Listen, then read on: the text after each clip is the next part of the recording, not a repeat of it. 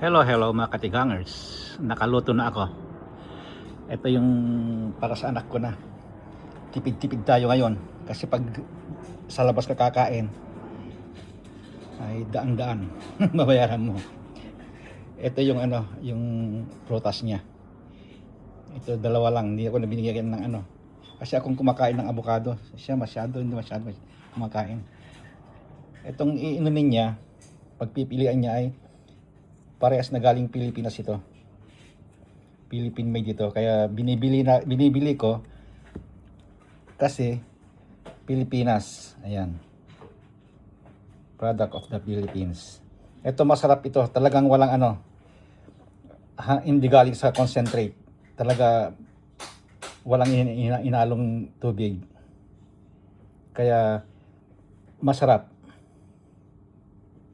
Medyo may kamahalan lang, malayo yung Pilipinas. Ito rin, galing din sa Pilipinas ito. Ayan, product of the Philippines. Dol. Kaya tangkilikin ng atin. Ako naman, hindi yan ang kakainin ko. Yung inihaw na pork belly.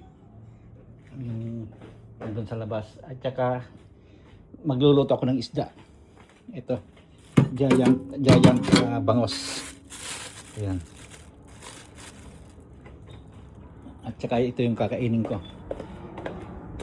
Kasi ayaw ko sanang kaya lang para may naman. Ito yung kakainin ko. Hiwa-hiwain ko yan. Tapos lagyan ng sibuyas, konting kalamansi. Kung pwedeng lagyan ng konting ginger, ayos. Sa akin hindi masyadong mabusisi. Okay dok, babay na.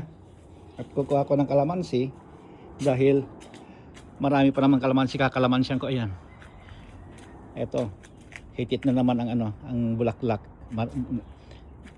Continuous ang dito ang bunga ng kalamansi ko. Ayan.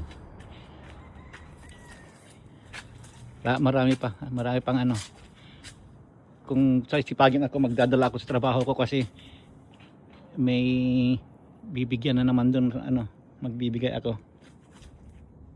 Ayan, ang dami ng bunga. Malilit na bunga. Nagbubulaklak pa. Namumulaklak pa. Pero marami ng bunga na sumusunod. Okay, yun lang. Bye-bye!